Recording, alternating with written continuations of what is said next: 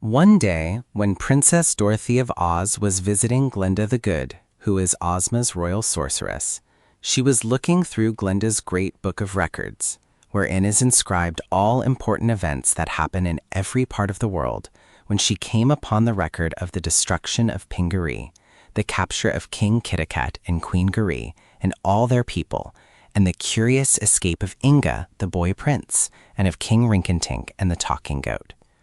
Turning over some of the following pages, Dorothy read how Inga had found the magic pearls and was rowing the silver-lined boat to Regos to try to rescue his parents. The little girl was much interested to know how well Inga succeeded, but she returned to the palace of Ozma at the Emerald City of Oz the next day, and other events made her forget the boy prince of Pingaree for a time.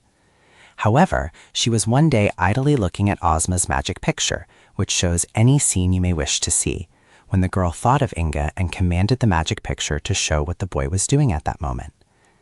It was the time when Inga and Rinkitink had followed the King of Regos and Queen of Koragos to the Gnome King's country, and she saw them hiding behind the rock as Kor and Ghost passed them by after having placed the King and Queen of Pingaree in the keeping of the Gnome King. From that time, Dorothy followed, by means of the magic picture, the adventures of Inga and his friends in the Gnome King's caverns, and the danger and helplessness of the poor boy aroused the little girl's pity and indignation. So she went to Ozma and told the lovely girl ruler of Oz all about Inga and Rinkitink. "I think Kaliko is treating them dreadfully mean," declared Dorothy, "and I wish you'd let me go to the gnome country and help them out of their troubles." "Go, my dear, if you wish to," replied Ozma, "but I think it would be best for you to take the wizard with you." "Oh, I'm not afraid of the gnomes," said Dorothy, "but I'll be glad to take the wizard for company. And may we use your magic carpet, Ozma?" "Of course. Put the magic carpet in the red wagon and have the sawhorse take you and the wizard to the edge of the desert. While you are gone, Dorothy, I'll watch you in the magic picture, and if any danger threatens you, I'll see you are not harmed." Dorothy thanked the ruler of Oz and kissed her goodbye, for she was determined to start at once. She found the Wizard of Oz, who was planting shoe trees in the garden, and when she told him Inga's story, he willingly agreed to accompany the little girl to the Gnome King's caverns. They had both been there before and had conquered the gnomes with ease, so they were not at all afraid. The wizard, who was a cheery little man with a bald head and a winning smile, harnessed the wooden sawhorse to the red wagon and loaded on Ozma's magic carpet. Then he and Dorothy climbed to the seat, and the sawhorse started off and carried them swiftly through the beautiful land of Oz to the edge of the deadly desert that separated their fairyland from the gnome country. Even Dorothy and the clever wizard would not have dared to cross this desert without the aid of the magic carpet, for it would have quickly destroyed them.